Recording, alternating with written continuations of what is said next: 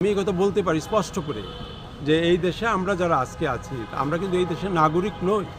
সাংবিধানিকভাবে আমাদেরকে নাগরিকত্ব দেওয়া হয় না। যদি কেউ বলে দিয়েছে সেটা ফেক আইডি দিয়েছে। কারণ আমরা আমাদের জনগণ আমরা তাদেরকে ভোট দিয়ে আমরা যখন পার্লামেন্টে যাব সেই পার্লামেন্টে কি হবে, একটা সংসদে বসে আমরা আমাদের ডিসিশন নিব। তা ডিসিশন মেকিং কারা হবে? ডিসিশন মেকিং প্রসেসটা আসবে জনগণের মাধ্যমে। জনগণ মালিক, জনগণ তাদের প্রতিনিধি পার্লামেন্টে পাঠাবে, সংসদে পাঠাবে। আদৌ কি সেই প্রসেস বাংলাদেশে আছে, পাকিস্তানে আছে? ভারত থাকতে পারে, কিন্তু ভারতে যে হিন্দুত্ববাদের যে আধিপত্য, সেইখানে তাদের ধর্মের লোকদেরকে যেভাবে রিজার্ভে রাখা হয়েছে, 40 কোটির মতো মানুষকে তারা রেখেছে কোয়ারেন্টাইন করে। তারা এটার ভিতরে থাকে, বাহিরে এসে কাজ করে আবার ওই রিজার্ভের ভিতরে চলে যায়। It is not a human living and it is not called human right.